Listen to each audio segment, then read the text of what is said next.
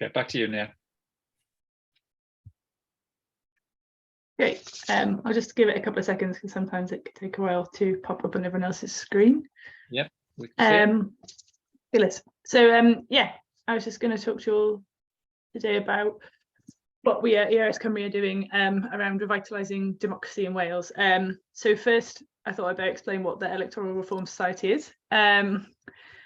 So we're kind of a UK-wide campaigning organisation, and our main goals are for public authorities in the UK to be elected by the single transferable vote, which is a form of proportional representation, and also that citizens have a high level of trust in democratic institutions of the UK at all levels. So our work kind of is all channeled towards those things. But what does that kind of, why is that needed? On the electoral reform front, first past the post is still used for a lot of our elections in the UK, either in of itself, as in UK general elections, or as part of AMS. And it's a system that's actually designed to produce majority rule on a minority of votes. So, for example, in the UK general elections in the last 80 years or so, the parties that have convened to form a government have actually had a majority of votes twice. And even in the 2019 general election, with that kind of landslide Tory victory, where they gained an awful lot of seats, that was all done on less than 44% of the vote. So there's a real need to change an electoral system to one where people can feel that their votes actually matter. There's an awful lot of people who will cast their vote at various elections around the UK and will feel like it hasn't made a difference to who actually ends up being represented. So that's kind of the reason why we think that electoral reform is really important. And then on the trust front, it's actually, we're in a dip of an all-time low of trust in politicians at the moment, which is kind of really sad in a lot of ways. Recent IPPR research has shown that 2 in 3 voters now say that politicians are out for themselves rather than serving the interests of the country. And this lower trust is linked to wider democratic decline, so things like lower turnout at elections and political polarisation. And these are the type of things that we're all worried about, this disengagement with politics, with democracy. And these are kind of the exact opposites of democratic revitalisation. So it's kind of really important for us to kind of address that issue of trust as well. So what type of things are we doing in terms of trying to address these issues? So kind of across the UK, we're doing everything from working on House of Lords reform to working with deliberative democracy and trying to improve diversity amongst our politicians. But specifically in Wales, we do a lot of work on Senedd reform, local government reform, deliberative democracy, votes for 16, and then we also convene Democracy Group Cymru, which is what Stephen just mentioned before. And that's a network of organisations. So in terms of Senedd reform, it's actually been talked about for nearly 20 years, which is only a little bit less time than the Senedd has been around, or the Welsh Assembly, as it was at the beginning, has been around. And WEAll Cymru has been actively campaigning for 10 of those years for Senedd reform. It was actually this year finally approved by MSs that Senedd reform is going to happen, and what that actually means in practicality is that we're going to see an increase of members of the Senedd from 60 to 96, so more representation. We're going to change from our current AMS electoral system to a closed list PR system, and there will be integrated gender quotas. So these are all things that have been agreed so far, but the legislation we're expecting to be tabled next year on that. And this increase in size and trying to embed more diversity into the Senedd is something that we've been working on for a long time. Obviously, we wish the electoral system could be a little bit better in our opinion, but this is actually a huge moment in Wales's devolution journey in terms of making steps in the right direction, and we think that's really important. And as is banded around a lot, devolution is kind of a journey, not an event. So this is another step in the right direction. In terms of local government reform, the Local Government and Elections Wales Act was passed last year, and it allows councils to choose to move to single transferable vote after 2022. So the election that was held earlier this year was still, everyone was under first past the post. Now, in Scotland, when they decided to make the change of electoral system for local government, they did it in one foul swoop. And so in 2007, every single council changed to STV. In Wales, we've got a bit of a harder task because we're talking to councillors and local authorities about changing electoral system at a time where they're pressed for time, they're pressed for money. But we are working quite hard to try and secure at least one council moves to STV before 2027. It's very unlikely that they'll all move to STV. It's going to be more of a piecemeal approach here in Wales due to the way that the legislation was written. And this is quite a hard task because it does require a 2/3 majority of support from councillors within any council. So it does need that supermajority to pass through.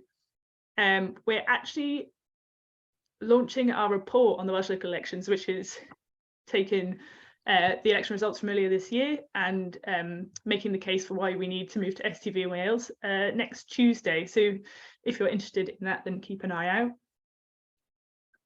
out. We also try to lead the way on using examples of deliberative democracy in Wales. So we're very keen on decision making to involve local people and for people to feel involved in democracy more than when they just cast their votes. And last year we were involved in the first local citizens assembly in Wales, and this was in Blaenau Gwent, and it was a climate assembly, a partnership between 4 housing associations in the local area, along with Canol Cymru and ourselves. And so 44 people from the local area came up with recommendations to tackle climate change in a kind of just and fair way for everyone. It was held online because of the pandemic, and these recommendations have fed into work of the housing associations themselves, the local authority and the public service board, so that people can see how their involvement in processes such as deliberative democracy can then affect actual change. Dawn spoke a little bit about Votes for 16. This is another one of the things that we've been campaigning for a long time at WEAll Cymru. So to try and widen who gets to participate in our democracy in terms of actually voting. So now 16 and 17-year-olds, along with qualifying foreign nationals, can vote in any devolved elections. That meant they got to vote for the first time in the Senedd elections in 2021, and this year for the local elections in 2022. And we did a lot of engagement work with lots and lots of partners ahead of the Senedd elections, and then again ahead of the local elections. But there really is a lot more to be done here, and that's where Democracy Group Cymru comes in to play its own little part in that. This was a network that we started and built up ahead of the Senedd elections to try and help organisations that were engaging with those newly enfranchised voters. So at the moment it's a network of over 60 Welsh organisations, and we're aiming to sort of increase engagement with those newly enfranchised voters and those less likely to participate in voting, to promote collaborative working across organisations to try and make sure that our actions have the biggest impact possible. And facilitate engagement with target groups. We've done a lot of different things, and some of those are kind of like collective responses, so responding to the consultation on voter ID, various calls to action. So before the Senedd election, that was things like writing collectively as a large group, calling on political parties in Wales to create things like youth manifestos, and more recently writing to the heads of the parties in Wales to ask them to implement the Electoral Commission's recommendations around continuing political education for and increasing political education and engagement with newly enfranchised voters to try and build the types of behaviours needed to make sure that people do go out and vote and feel confident and like their vote matters, and they understand why it's important that they have a voice. And then finally, I was just going to do a little plug because we've got the ERS annual conference at the beginning of December. It's in Cardiff, but people can attend online or in person, and most importantly, it's free. We'll be talking about the state of democracy in Wales, and Mick Anthony is going to come and speak. And if anyone's interested at all in joining, it runs from 10:30 till 2 on Saturday the 3rd of December. I'll pop a link in the chat, which is where you can sign up either to attend in person or online, and we'd love to see as many people there as possible. So that's all from me now. Thank you very much. Thank you so much, Nia. I mean, there's so much going on there that you've just described, and the huge points for encouragement. You know, obviously the vote moving down to 16-year-olds, and then the impact of that in society, but also really significant challenges ahead. How do we, you know, the discussion of education and information was talked about. How do we achieve reach with that? How do we gradually move that idea of giving access to more people out through those that are kind of active in it? And there was discussion in the chat about citizens' assemblies. Lots to discuss there. And at that point, I'm going to introduce Vicky Moller. So Vicky is part of Group Resilience Pembrokeshire, has been very vocal and influential in the discussion around deliberative democracy. So Vicky, I'm going to first of all unmute you. I'm unmuted. Are you going to do the slides, or am I? It might. I mean, I've got them if you'd like. It's up to you. Shall I make you co-host, and then you can control your own speed through? Is that okay? All right. Or you can just do it for me, and I'll see. All right. And I think that I'll do it for you. I'll open it up right now. Check. Thank you. No problem. Let me make sure I've got it in view. If it's not too hard. Well, no, it's fine. I'm just making sure. I just put conscious with PowerPoint. Sometimes it doesn't necessarily show the like it's doing now. It doesn't show the version of the screen I'm trying to show. It goes into presenter mode. One sec. I'll be right with you. There you go. I need to see what you're seeing. So there we go. Brilliant. Yeah, that's fine. Is that okay? Yeah. Are we seeing the presenter mode? Or are we seeing the actual single slide? Can I just check? We're not seeing the single. We're seeing a bunch of them, but we're seeing one bigger than the others. Right. Let me come out of that. So you want me to try? It's okay. The reading view. Right, got it. It's reading view I wanted. I'm just not a big PowerPoint user. No, I'm still learning as well. That looks great. Okay, how are we doing? Perfect, yeah. Got it now? Yeah, absolutely brilliant, yeah. So I was going to talk about my own journey with deliberative democracy. It started with Extinction Rebellion on the streets, learning about a new method of discussing and making decisions collaboratively. And I was enormously impressed with the ethos which enables people to forget their own agenda, open their minds to other people's views, forget what you're trying to say and just listen. Come down your mountain, go up theirs, and trust that the process of discussion will come up with the right decisions, and after having full information.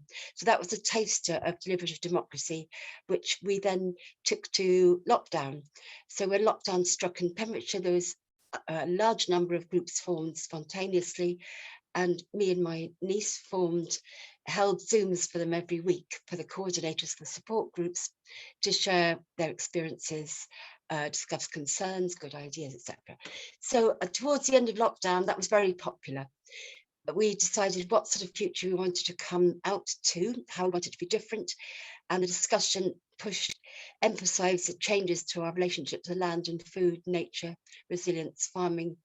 So we held some very big Zooms, and we again used the deliberative model, which was to bring in people to inform from all sides of discussion. And this one, that we held them in different counties. This one in Ceredigion had over 150 people at times. And we had the farming union speaking. We worked very hard, and we got mainstream farmers into every breakout group. So while technically deliberative democracy is inclusive across the entire population affected by the decision especially, we made a good effort. So we had mainstream farmers, environmentalists, and all 17 breakout groups. And while I'd spent a lot of time trying to train the facilitators to deal with conflict and stuck conversations, stuck arguments, because of the ethos which was embedded in the beginning, it wasn't needed by anybody at any stage. The farmers poured out their hearts and their situation, and people listened receptively, and out of the discussions came a lot of very creative solutions. Again, showing that when you trust people and they open their minds to each other, they will form collaborative decisions. That's what seems to happen. I know it shouldn't from all that we know, but the magic does seem to work. I think people are hungry to be trusted and given a chance to talk to each other. So we had a lot of, we had 5 of these big Zooms in different counties in West Wales. And one of the key themes, there were key things that came up over and over. And one was to make sustainable farming financially viable, please, so we can actually do it. We want to. Another was education, and they didn't mean schools particularly, they did include that, but they meant educate farmers, educate the customers, educate the government. Let's all educate each other through horizontal learning, skill sharing and understanding sharing. And there were other major ones to do with collaboration and joining people together. That won't go into them all. So there's 14 pages of conclusions. So I'll come back to what happened out of those assemblies, because they were not government initiated at any level, although we did have Ellen Jones and Ben Lake the 3 other things. Ellen did co-sponsor this one, so we had members of government at it, being as it's Ceredigion, that was possible, but it wasn't commissioned by any level of government, so there was no obligation to take forward the conclusions. So next slide. Do you click? Okay.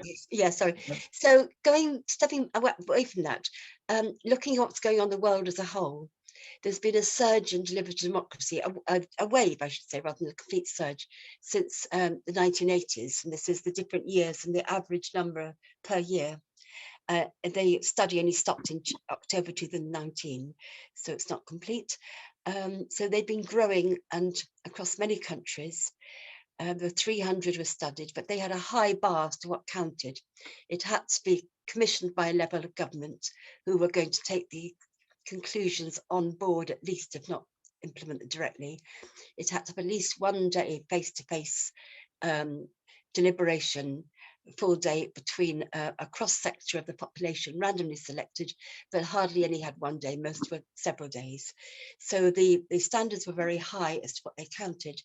And this study, which is in depth and highly empirical and has a huge amount of data in it, is well worth looking at to see what how things are done, what they cost, who was involved, what decisions they took, what effect it had. One of the interesting things is that where there is deliberative democracy, it tends to come back again and again because it's popular, it's liked.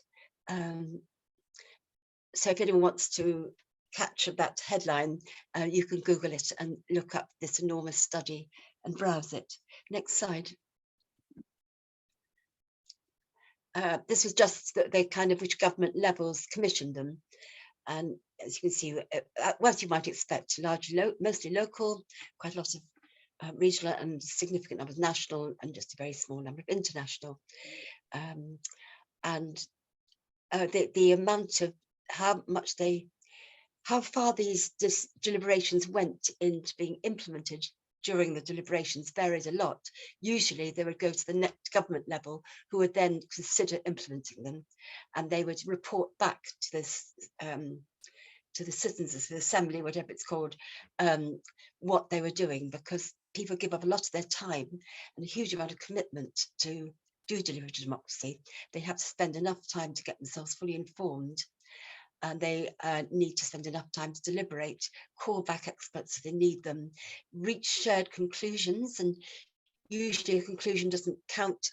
They set the percentage of agreement they require at the beginning. It's usually 70 to 80%. So it is shared conclusions, not a vote at the end. And typically it could be 80 to 90% agreement. And for some decisions be 100%, some would be less. So it does work in building collaborative conclusions. Next slide. And very importantly, how often are they adopted? Well, not all of those 300 was it possible for the investigators to work out what had and hadn't been adopted. But where they could, as you can see from this slide, the great majority, over 50%, were mostly adopted, and 36% for all the conclusions were adopted. And I think Macron went the furthest, and he brought the legislators into the final session to turn the conclusions to legal language, so they could go straight to the Parliament to turn into law, should they agree to do that. Yes, so just to say a little bit about what is required from deliberative democracy. The requirements are, as I said, that the government level commissions it and intends to adopt the conclusions where possible or take them on board. Secondly, the people taking part represent a cross-section of the population, and that is first of all classically the geography, age, gender, income, education level, perhaps. If I can't, I've covered that, but also depending on the decision, a cross-section of the people affected by that decision. So if it's a decision like abortion in Ireland, they have to make sure that religions were appropriately represented. People with experience of abortion or not having an abortion were appropriately represented. So it could be personal experience and the religious views were there. If it's climate, they tend to make sure that people with different convictions regarding climate are appropriately represented as they're represented in the population. Because as you can imagine, if you have only 100 people in a population of millions, you might miss anybody who's been really affected. So that's another level of sortition that happens after the first level. So obviously there's expense involved in random sortition, and then choosing the people who would be appropriately affected by the decision to come together, and then choosing the experts is very important. You can also go out to the public to make sure that you've got the right expertise, and if they suggest things, your assembly can decide, yes, we need that person. They can ask for different and additional experts to come in. After they've heard them, they can call them back, they can question them, call them back at any stage. So there's a whole process, and before they start, they're usually given some training in spotting bias and spotting persuasive delivery, so that they can be as objective as possible, and in listening, genuinely listening to each other. And they have facilitators to help that process. Next slide. Oh, sorry, perhaps I jumped too fast. The reason I wasn't going to dwell too much on what's going on elsewhere is because I don't have direct experience, and you can look it up as much as I can. But I thought when we had our those assemblies I mentioned, which were of course not, they didn't meet the rules. We did take them on board, and that we then, when we got funding, we implemented the recommendations from them. And we put on a load of courses this year, and other groups which we're partnered with now did similarly. And these courses were slightly driven by producers in one area because we're trying to create a short supply chain there. And they were really well attended and very varied. Next. But we also went to areas of extreme deprivation. This was the most deprived 5% in Wales, which probably makes it similar status in Britain. And there we brought skills tasters instead and took them to their fun days. And they became, after we discovered them, usually by their children, very popular. And the people supplying these skills who had intended to go home at 4 couldn't go home till 8 because there was so much demand. And they were also very fed by the enthusiasm they met. And that was followed by this community gardening course, which started in August, and they intend to keep it going throughout. It's now mostly cooking, and cooking with veg and baking. So when you empower people with the right activities and enable them to have some land so they can do something with it, that's often all that's needed. And now this is not about deliberative democracy, but it's a consequence. It's to do with empowerment and inclusion. Sorry, next.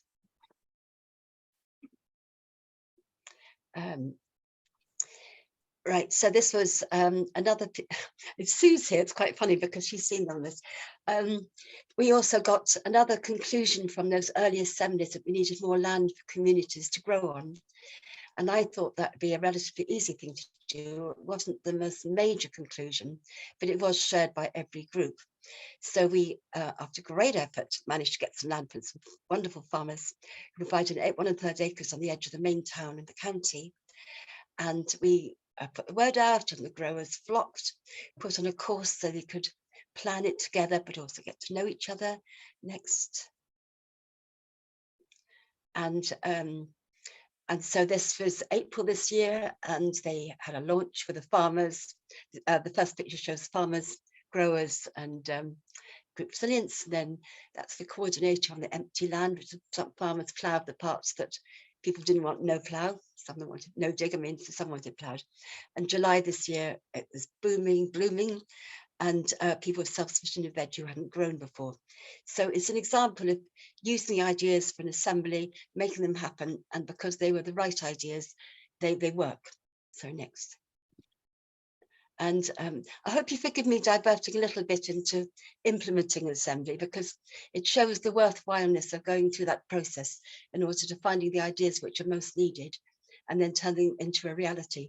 So how to change eating habits to make sustainable farming viable seemed to be a very difficult challenge, but we thought we'd have a go in one town by starting with a food festival, getting people to understand the producers' situation, and this was extremely popular food fair to start it off. Next one. And then again, farm tours to get to understand the farmers and what they're up to, and understand their challenges, which are again successful, popular. Next. Sorry. And this was one of the restaurants put on local only ingredients meals with varying success. But this was a party at the end where they fed 190 with very little ingredients, and as you can see, that was a memorable event, mainly because it was a party. But anyway, the two of the growers, can go to the next one. Two of the growers who had never used local veg before used a local organic veg the first time, and not looking back, they loved it. They said it keeps so well compared to what we've grown before, and they're going to continue. And this is really just to show that it's very hard work producing food. As you can sort of sense from this tour in the rain in November, for a new grower, she was born and brought up in the area, and came back to start this with her partner, to start this garden. And it's very hard work, but it's been successful. Next. And I apologize for diverting slightly into some of the consequences of putting into practice the recommendations for an assembly. Yeah, so I was wondering, the local government in our county and also in Welsh government have said that they're concerned about this idea because it's duplicating, if not undermining, our elected democracy. People have been elected to make decisions, and how can a bunch of people decide they can surpass that or bypass that, overturn that, and make decisions for them? And they feel threatened, and that sort of view has been repeated to me quite a few times by different people. And I just wondered if anyone else shared that concern. To me, it's extraordinary to think representational democracy works so well, because to me, it's a great improvement on civil war, but that's about it. You know, it still keeps the warlike ethos. And I absolutely agree that single transferable vote is the best proportional representation voting method that we know of from the studies, and that would change the ethos away from the warlike one to some extent. But still, the whole idea is one party is pitched against another, and it's not the politics, it's whether you hate Labour or love Labour or hate Tories or fear them. So a lot of the voting is based on hostility to the other party, as I know from having canvassed with Clyde, and not based on love or support for your own party, which is really sad. So I feel, Vicky, that's what's really fascinating about, and thank you so much for sharing those really kind of vibrant stories with us. And what's fascinating is that we've started the evening with Nia talking about kind of the principles of electoral reform and some of the kind of structural changes need to take place, and you brought us right back to kind of place-based thinking, which Dawn talked about in right at the beginning. And how, not just how you can run democratic processes using different formats, and formats that we're probably much less familiar with as a form of democracy, and localize those, but also what you've shown is then they have impact. Things happen as a consequence, and I think that's really important. And I think introducing our next speaker for tonight, Stuart. So Stuart, you can unmute yourself, that's okay. I think it's really, really opportune because we've talked about kind of the structural reform happening at a kind of systemic level that that NEAR is represented. We've got the kind of the local activism, deliberative democracy that Vicky's outlined, and Stuart represents an organisation, Make Votes Matter, that's about trying to make people hear and understand what's going on and pushing the message out. And we can all talk about this amongst ourselves as much as we want, but without the activism to kind of get it out into the wider perspective, it doesn't have the impact that we all like. So Stuart, I'll leave the floor to you if you've got something to share or just talk. Thanks, Stephen. Can everyone hear me? Yeah, loud and clear. Great. No slides from me, so I will. I'll just talk at you if you'll forgive me. But I'm really glad to be sort of contributing to this conversation.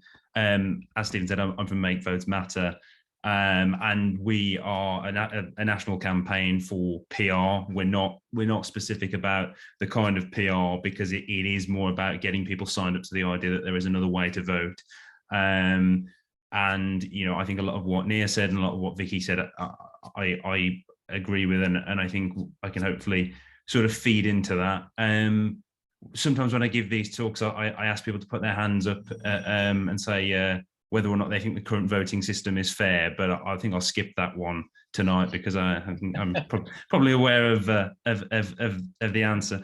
But and I don't want to sort of necessarily repeat anything that has already been said, but hopefully add to what's been said. The other thing I should say is that I'm between London and Cardiff.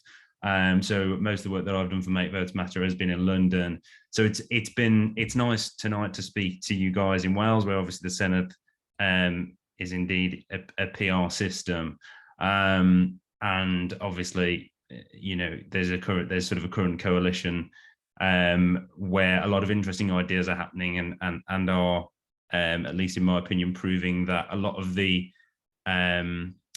myths around proportional representation and the arguments for why it doesn't work, it's actually exploding those myths. So in 2019, the Conservative Party won the general election with less than 44% of the vote. Since 1992, no political party has won a general election with more than 44% of the vote. I think NEAR's slide illustrated that very well, but I think that is quite a stark number. Even the sort of the Blair landslides never got above that figure. So obviously the coalition in 2010, the cumulative two-party, the Conservatives and the Lib Dems, might have meant that the parties that most people voted for ended up in government, but that was sort of a fluke rather than the system itself.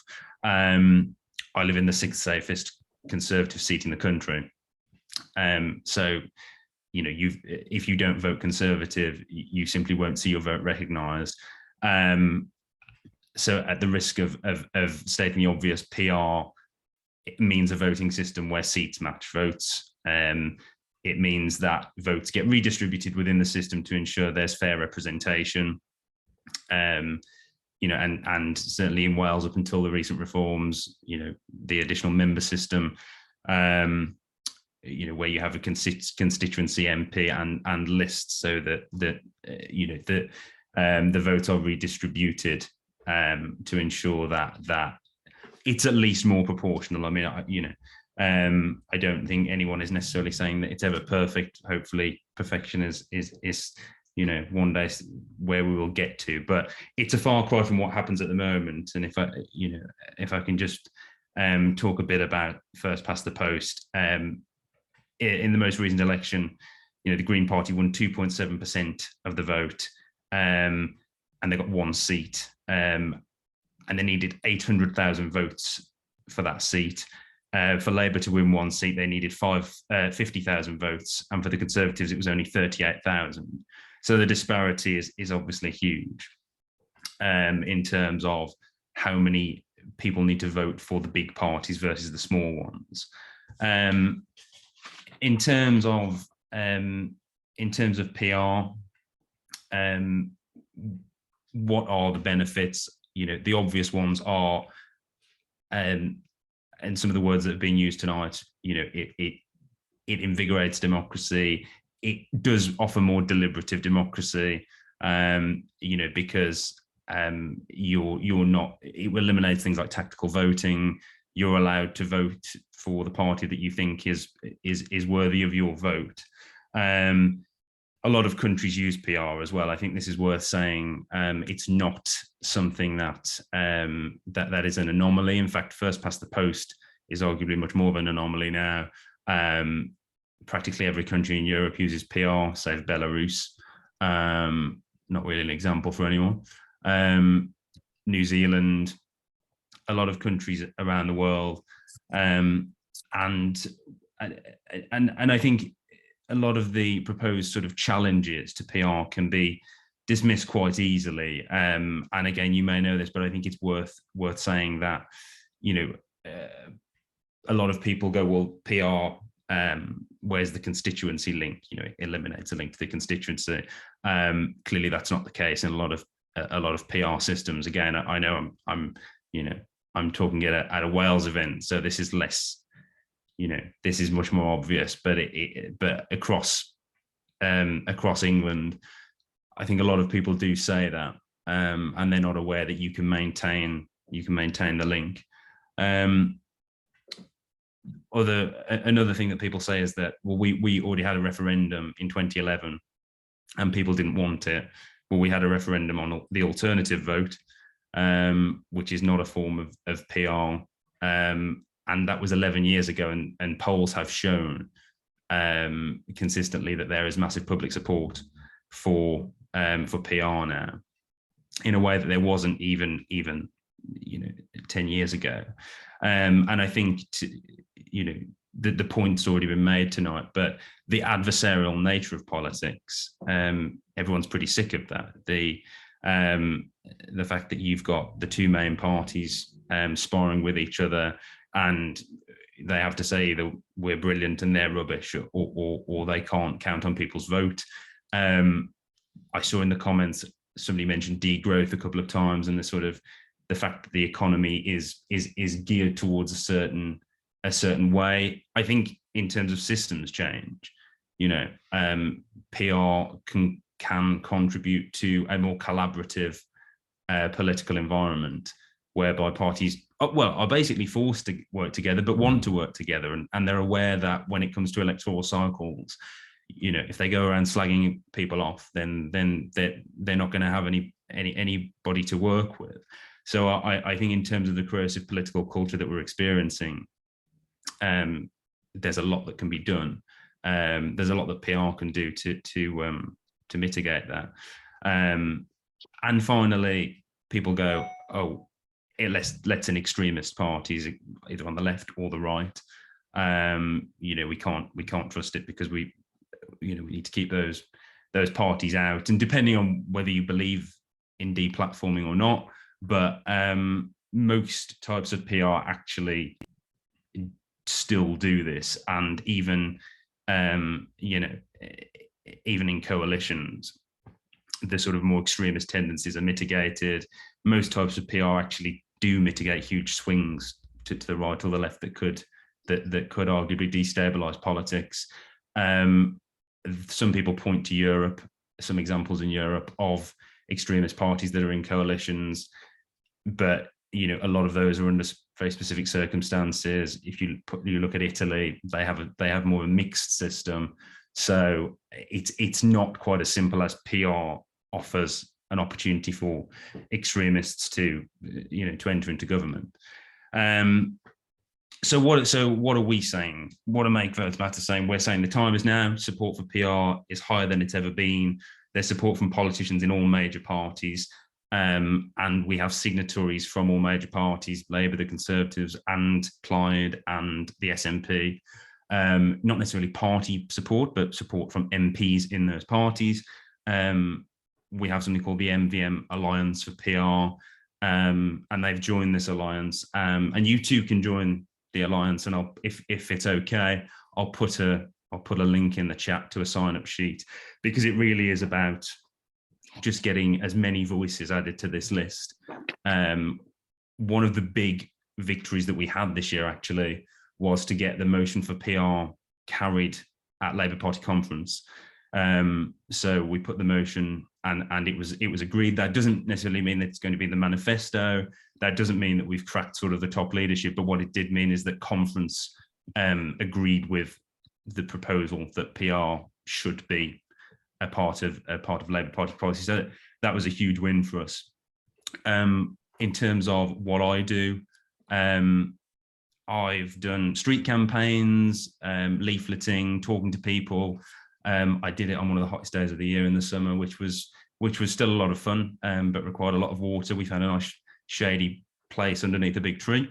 We write to our local newspapers. I had something published in my local newspaper on PR, asking local government and local councils to act. I thought it was very interesting, Vicky's slide that said that over half of local councils had enacted some of these proposals, and I think at the local level there's really a lot that can be done to get people on side and to convince people. And then in February we're going to visit Parliament to speak with MPs and campaign for this further. We do a lot of that. We also go to a lot of MPs, obviously being in London. We've done quite a lot of doorstepping on Keir Starmer's turf, trying to get the message across. And then we have sort of bigger things like what it's called a Good Systems Agreement, which basically has a number of principles that we think any good PR system should have taken forward, and people can sign that. And I think, talking tonight to the Wellbeing Economy Alliance, I think what it's all really about is systems change. And to go back to the degrowth point, the idea is to make a better system, because then with that better system you can get more done. You have a society that is based on slightly different principles to the ones that we currently have. So yeah, we're active all across the UK. Slightly more so, I think, in England for obvious reasons. And I think, we're very keen to get more active in Wales. So again, I'm very, very pleased to be able to speak with you guys tonight. I'll send around the sign-up sheet. And thank you very much for listening. Stuart, thank you so much. That was, it's great to hear. And by the way, I feel your pain campaigning in hot weather. I did the general election in 2019 in Bryn Mawr in the valleys in December. So I had the opposite. It's very wet and very cold. I'll bet. But I was given shelter. I was a Green Party candidate, so I was harmless. So I think we've heard some great kind of, they're not contrasting, but complementary points of view and perspectives tonight. As I said, we've heard from Nia thinking about almost legislative electoral reform and how we can go on a journey with that. We've heard some really kind of on the ground stories from Vicky about engaging at a local level, using deliberative democracy in whatever form it is, and then turning that into people doing real things as a consequence. And then we've heard from a campaigner saying this is a more generic message. It's just proportional representation, and it's still hard to get out, and it's still hard yards. And why isn't everybody doing it? Because it seems really bloody obvious when Stuart describes it, but there's vested interest all over the place. So as I'm talking, please put your hands up if you've got a thought or a question, whether it's a question to the panel or a thought from yourself. There's some great comments in the chat, which I'll bring up. So for now, I've got Sian. So Sian, you can unmute and have the floor. Stuart, I was really interested in your list of the numbers of votes that each party requires before they achieve a seat in government. Can you repeat again the number of seats that a Green Party candidate would need before they get in? Yeah, sure. I'll caveat it by saying this was the last election, so that's the sort of the data that we're using. But yeah, the Green Party got one seat, and I think they received about 800,000 votes. So that's the sort of the maths that we're using. That's how many votes they needed to get their one seat down in Brighton. Yeah, and we use your stats all the time. Thank you, Stuart. That's very interesting, Stuart, and also shocking when you look at the stuff that ERS have done on saving democracy and the amount of changes that are going to be made on boundary changes, but also changes in terms of voter ID and the proposals there. So yes, thanks to ERS for that document. It was fascinating reading and a bit of a wake-up call, I must confess. In fact, I even joined ERS because of that. But I'm staggered and even more convinced that PR is the way to go. Thank you, Stuart. Thank you, Sean. And just one point, it's worth. I have you next, Barbara. Just one point I just thought was worth making on your list, Stuart. You didn't mention the SNP that I think are about 20,000 votes, so they've got the most efficient electoral process by votes. Indeed. I think, which brings some other interesting challenges to our kind of democratic system as well when we think about why that's happened and how that fits in the list. Barbara, you've made some really interesting comments in the chat, I can see, so I welcome your contribution as you unmute. Oh, you're still on mute, Barbara. Thank you very much, Stephen. Very interesting hearing everything that you've been up through, very powerful stuff. I've been working on the sort of global stage with the United Nations Commons Cluster and a few other sort of footprint organisations across the world. And as I sort of said in my comments on the chat, democracy is really struggling to deal with the problems that we're up against at the moment because it's working within the GDP growth mindset. You know, we've got this being perpetuated within our education system, which was originally designed to feed the industrial workforce, make them intelligent enough so we could grow our economy. So we're trapped in a system, in a negative feedback loop, because that's the only thing we've known. We've been brought up with it. We've got coercive consumerism driving our economy. So we're making lots of things that are redundant and non-essential just because they make a profit. That's the only reason we continue making them. And of course, we've got the underlying pronatalism as well. So my work is addressing both of these issues, and it's very much out of the box and very radical. But degrowth is now coming into the conversation, and you folks aren't shocked to actually think of considering degrowth. And I think the time is very close now for the social tipping point that we can actually go to the government and say, this is actually what we need. We recognise now that equitable degrowth is essential if we're ever going to be sustainable again, because we've been over carrying capacity for well over 50 years. And because the shift is so massive, and none of the political parties have considered it or suggested it so far, it's the idea of creating an emergency all-party government and using something like Citizens' Assembly within Parliament itself to help them learn how to get on with each other in a civilised fashion could be the way to demonstrate to the rest of the world. Every other democracy could go down that route. So this is I'm going to paste in the chat the idea of this Charter for Ecological Justice that I hope will inspire a global aspiration to degrow equitably until we're back within the carrying capacity of our planet. So I hope you'll be interested. Thank you for listening. Thanks, Barbara. That sounds really interesting. And yeah, please post any links for connections. That sounds like something that in the wellbeing economy we should be connected to as well. Vicky, you first, and then I'll go to you, Marcus. Can you unmute Vicky, please? Thank you.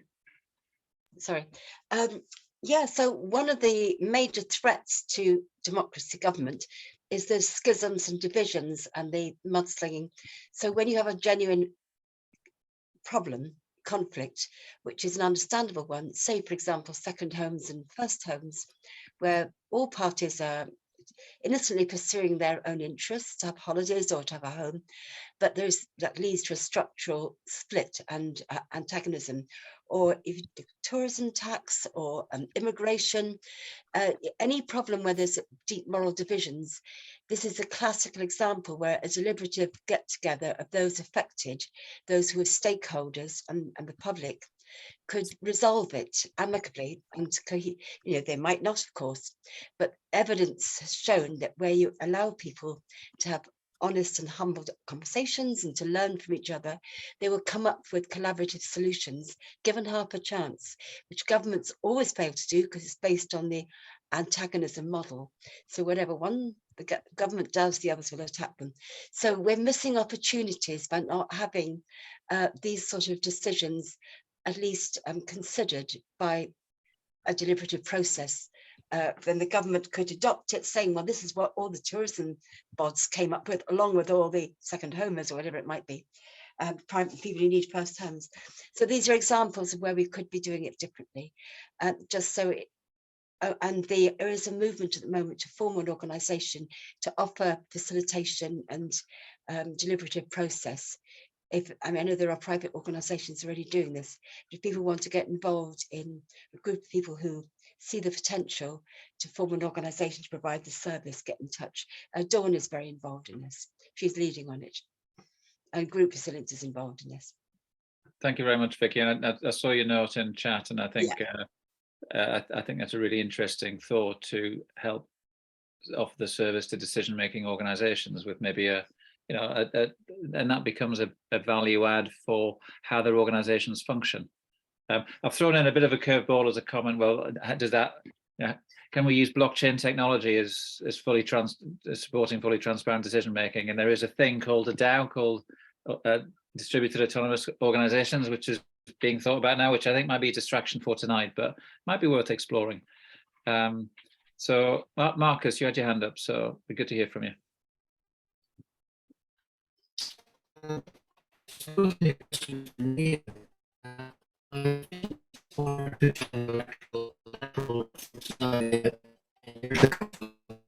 I think, Marcus, we're going to struggle to hear you, I'm afraid. Do you want to try going off video, Marcus, and see if that helps? I think I heard it was a question for me on something to do with electoral reform if I descrambled, but well done. If you could type it in the chat, Marcus, then I can read it there if that was indeed what you were saying. That's a good skill, that is, Nia. Or a way to get a question, either one.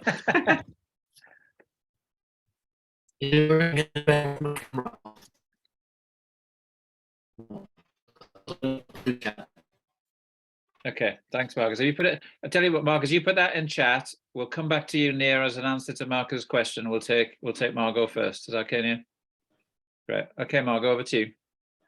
My question was really, do any people here know what happened to the big UK climate assembly that was commissioned by several parliamentary committees before lockdown, before Das Gupta?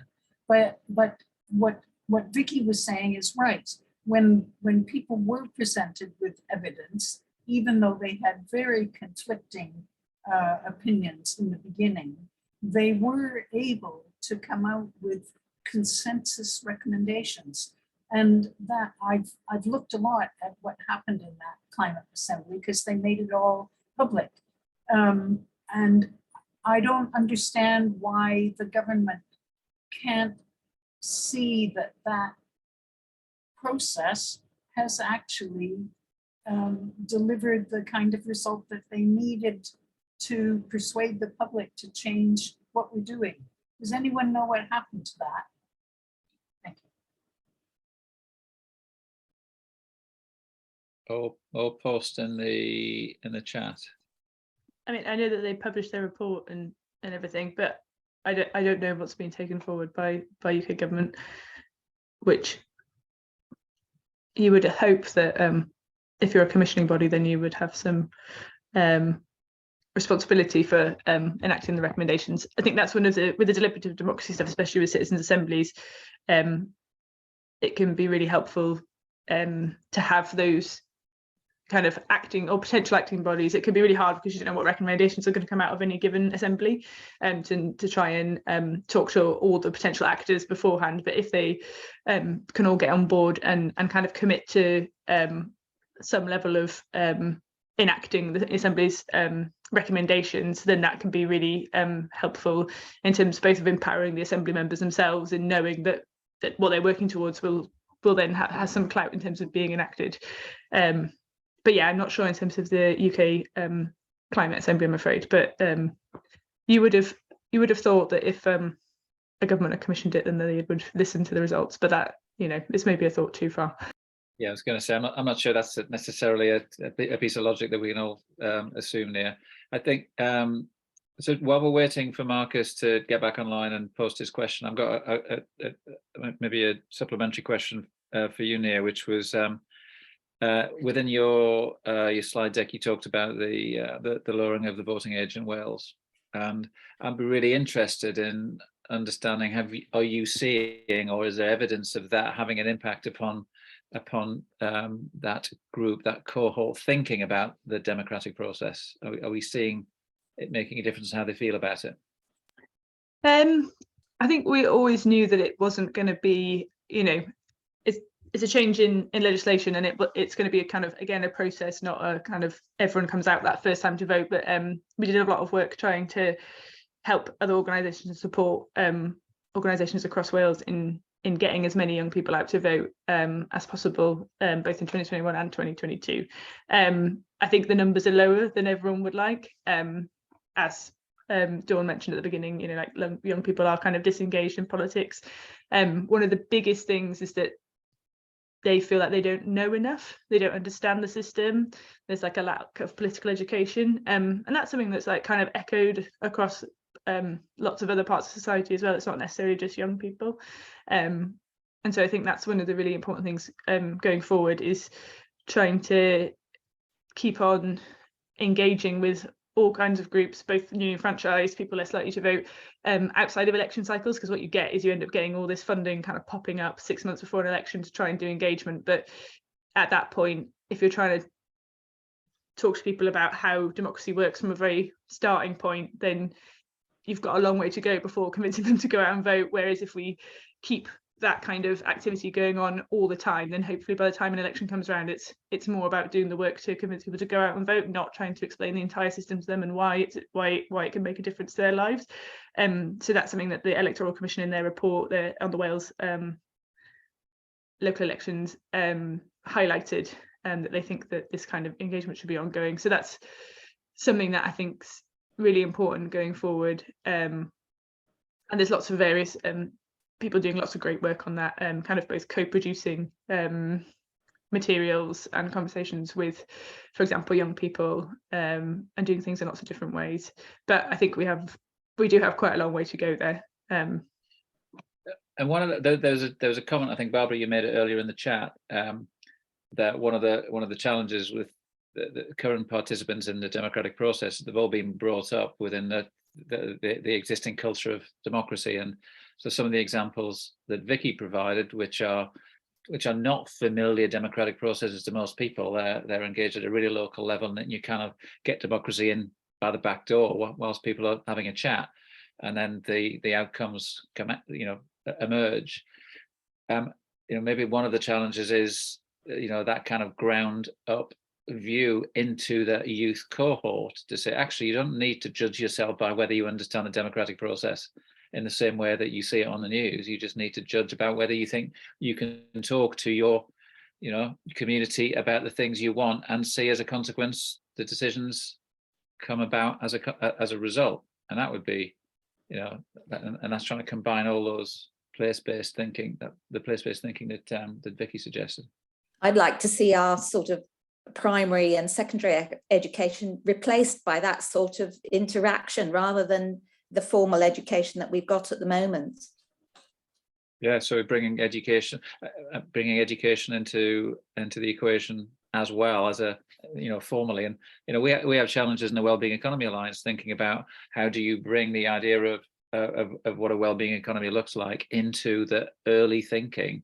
I like to define education as the broader concept of any interaction that goes on, interaction with media, everything that you do during the day is in fact could be part of your learning process.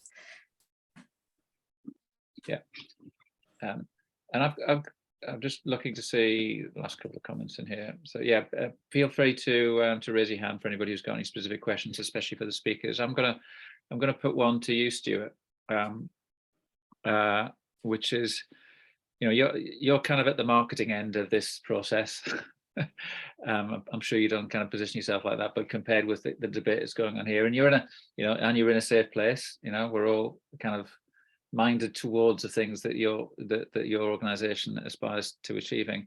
What are the challenges for getting the message out, for changing the way that people think? Because yours is at the relatively simple move from first past the post to proportional representation, and all the logic says it's a sensible thing to do, and yet there are challenges. So describe to maybe us who are less familiar with the presenting of and promoting of the idea and more about the thinking about the idea, what sort of challenges do we expect, and how might we meet them?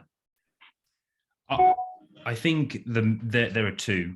The first one is I think general apathy, which among members of the public, which certainly isn't present here, but I think unfortunately, in my experience, does exist. And I think that is partly because people think the current system doesn't work, and they think that politicians are always going to be out for themselves. And I think that's obviously quite a deep-rooted issue. And I think it's almost about, I think, appealing to people's better nature in that respect, and putting, you don't want to overload people with stats, but I think putting certain things in front of them and going, well, look, all the other guys use it and it works, and these are the disparities, and it doesn't need to be that way. We're not actually suggesting that we're gonna tear the whole place down. All we're suggesting is that there are other tried and tested ways of doing this, and it's been shown to work, and it's actually been shown to work better than the system that we use. And don't you want to live in a better world? Kind of, there's that sort of incremental conversation I think that you have to have. And I think having a kind of a mass movement is still where we're at. I think it's just on the cusp of becoming actually party political, but I think the mass movement is currently still the right way to go. But having said that, I think the other challenge is getting the major parties, probably major party in the case of PR, on board in a big way, because the reality of the system that we have now is that the party structures mean that if you don't have that serious backing, then it's going to be very difficult, I think, to get a lot of serious change, certainly on the Westminster level.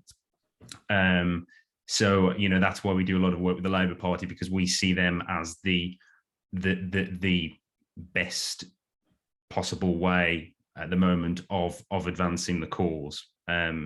Because chances are if they get into government, they one day may opt to look into changing the way the system works.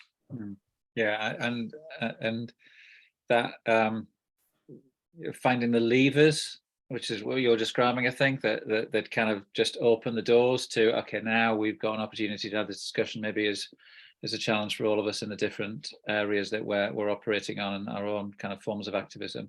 So Marcus has posted this question to Nia, and I think I'm going to ask Nia to if you don't mind, Nia, to kind of respond verbally, because I'm just going to find it. It's a very thoughtful question, not surprising for Marcus, and it's to do with the brand of PR and the way in which the Senate has what the Senate has adopted, and what does that feel like? Is that a success? Is that a halfway house? So yeah. So I think Marcus is interested in specifically what ERS is advocating for, and it is the thing that we advocate for. I guess these days, especially if you used to be a member before my time, and it was more broadly PR, is the single transferable vote. So that's a form of PR that kind of balances proportionality, voter choice, and that maintaining that local connection. So it's one where you get to rank the candidates. And so if your first choice candidate is knocked out or elected with a surplus of votes, then your second preferences are all taken into account. So what it means is that you can confidently vote for who you really want to vote for, in the knowledge that if they don't get in, then your other preferences will also be taken into account, which is one of the things that you often hear under first past the post, people saying, oh, you know, I'll vote for the one I detest the least, rather than the person they actually want to vote for. So it kind of completely gets around that type of thing. And it also means that intrinsically candidates will be asking not just for your vote, and if you say no, I'm not going to vote for you, they turn around and walk away. They also want your second preference vote or your third preference vote. So there's a lot of work to be done in terms of convincing people that your policies, even if they're not exactly right for a particular person, that there's something in there that you can that you might be interested in. And it really kind of, in that sense, helps breed this more collaborative type of politics, and this less divisive type of politics, especially because the way the campaigning done is completely differently, and because of it being more proportional, you don't get these majorities on a minority of vote in terms of the outcomes.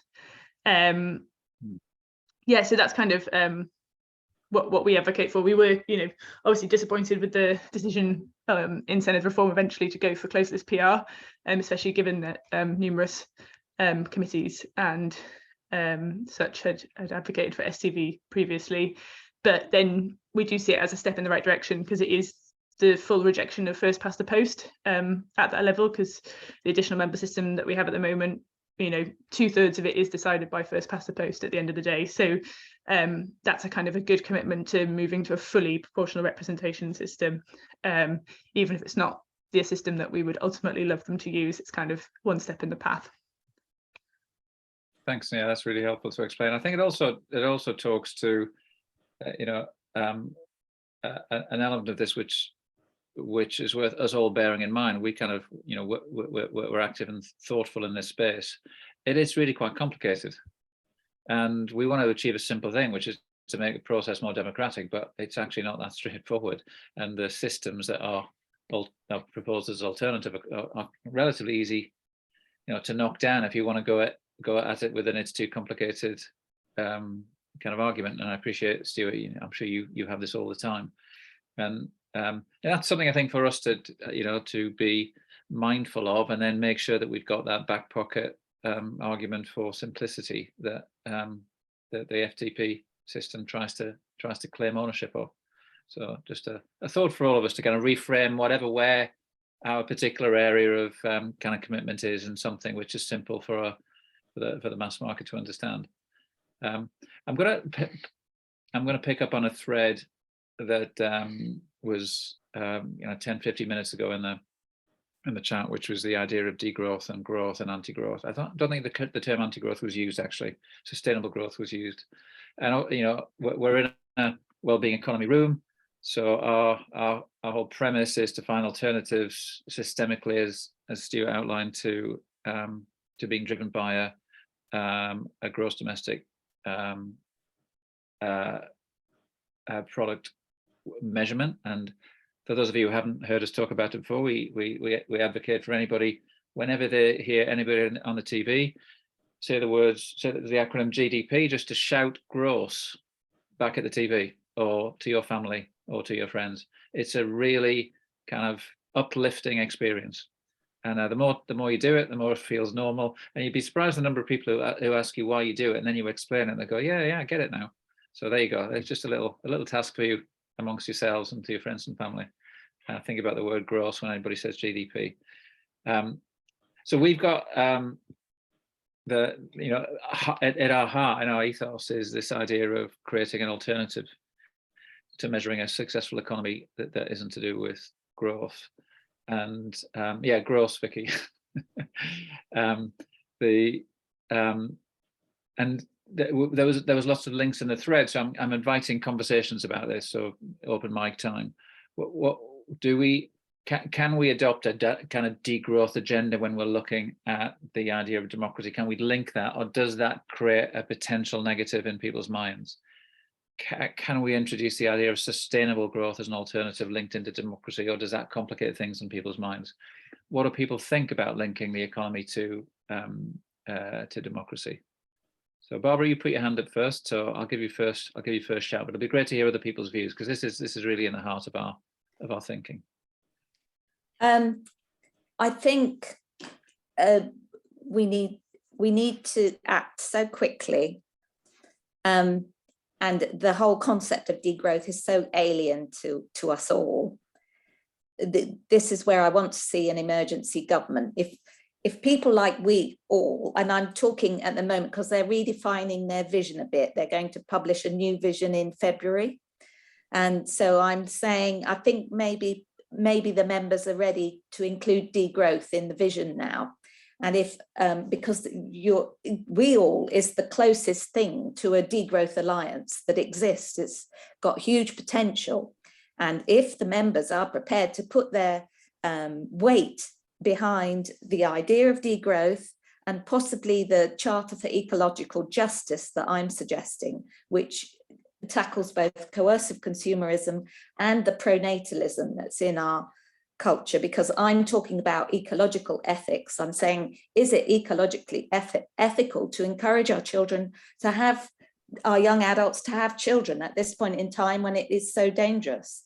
So if we can bring these discussions out into the general discourse and approach a big alliance like WEAll goes to the UK government and says, look, we'd like you to create an all-party emergency government and look how we can start actually moving forward towards degrowth objectives, then we could provide leadership to the world. But we need this to happen very quickly. The existing political process is not adequate. So I'm hoping, because I'm sensing a huge shift in awareness and open-mindedness, which Wellbeing Economy Alliance has done a huge amount of work in involving people, and these citizens' assemblies that you've done, that has really helped to learn how to collaborate. So the experience you've got is enormous, and your scope is enormous because you've got a lot of members. So I am hoping that the Wellbeing Alliance might feel brave enough to lead the way on degrowth. A quick question from Vicky, just to make sure for everybody's reference, and probably won't debate it. What's pronatalism, Barbara? Pronatalism is the way that we encourage our children. We encourage procreation. It's very much in our mindset. If a woman goes to a GP nowadays and asks for a sterilisation, they say, oh, well, what if something happens to your children? And, and they try to talk them out of it. It needs to be accepted that in the situation that we're in with escalating ecological collapse, anything to do with reproductive health, abortion, all of that, everybody should be empowered and have access to that type of service. Reproductive health, that's what I'm talking about, and empowerment. We'll probably hold that specific topic for a different debate as we're coming towards the end of this one. Vicky, you had your hand up, or was it for that reason?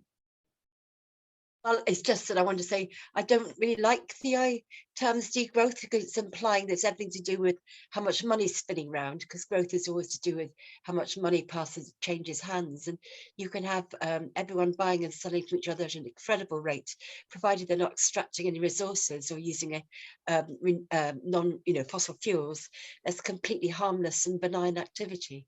We can all go to jumbled sales every 5 minutes, or secondhand shops, or massage each other, and it's not a problem.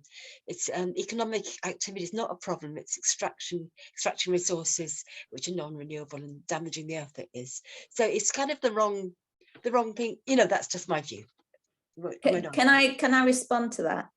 The situation is that we've been in chronic overshoot for over 50 years, and the only way that we can get back within the capacity of our planet is to reduce the impact. So we've got a lot of ecological debt that we need to redeem. And degrowth is also a term that it's a well-developed concept We've got lots of people, academics who've got some brilliant ideas down. So it's unhelpful to give it any other name because it's so well established behind the scenes.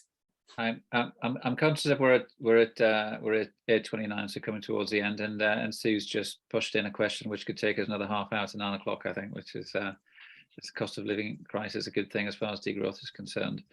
I think if I kind of put a perspective, and please everybody read the comments, there's some amazing comments in there, and there's a debate going on, and I think let's just reflect on how this group's come together. This group's come together as a consequence of the Wellbeing Economy Alliance, which is a global movement having a particular activism in Wales.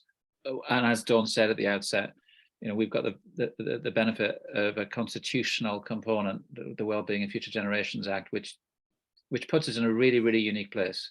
And we say amongst ourselves that we might whinge about the teeth of the Act and the Commission and the bureaucracy of it, but if it didn't exist, it's what we'd be campaigning to have. So let's campaign for its efficacy, not complain about it. And I think similarly, so that's the momentum that's brought this group together, and we have these 9 or 10 sessions per year that bring different topics to the concept of a wellbeing economy, and the idea of democracy we think is really fundamental to it. And we've heard very different perspectives coming in tonight, both from speakers and from those who've attended. And it's our challenge to align ourselves around an idea.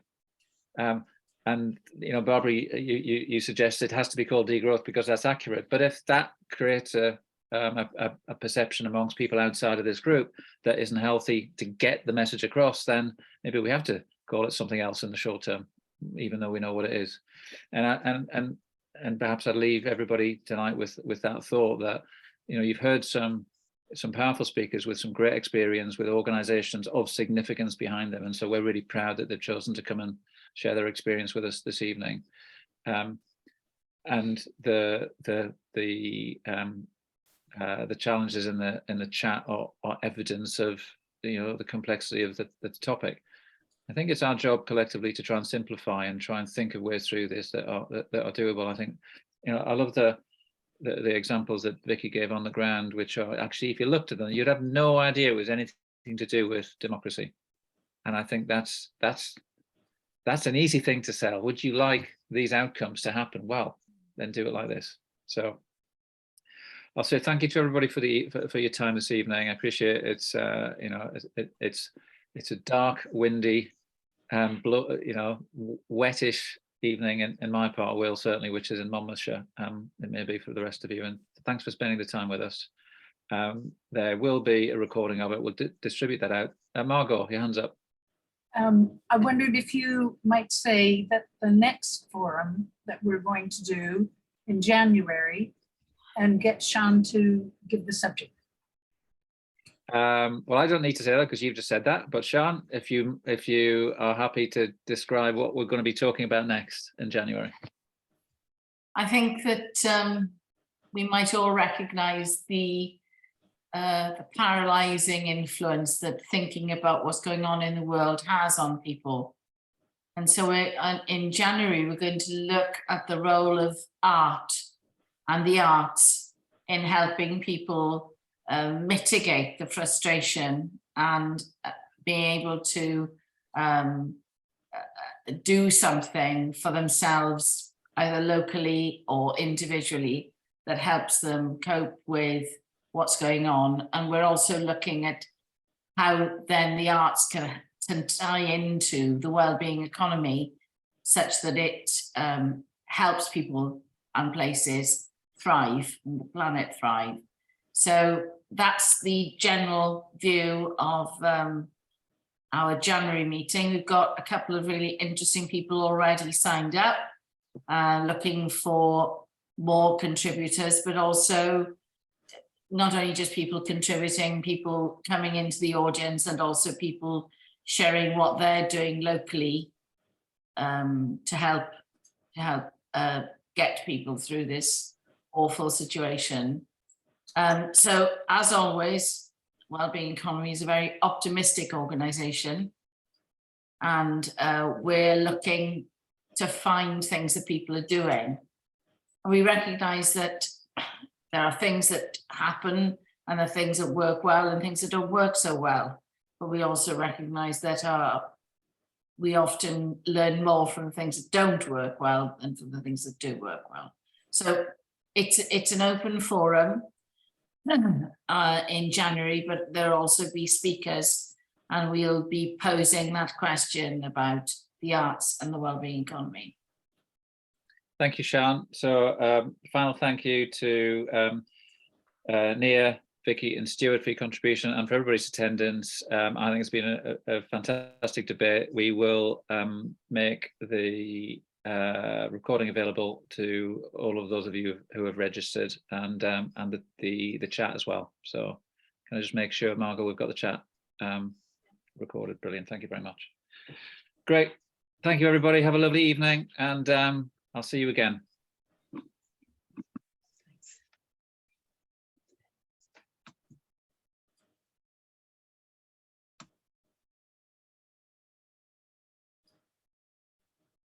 Good, Stephen. I think it'll be interesting to decide what we do about the chat material. Okay.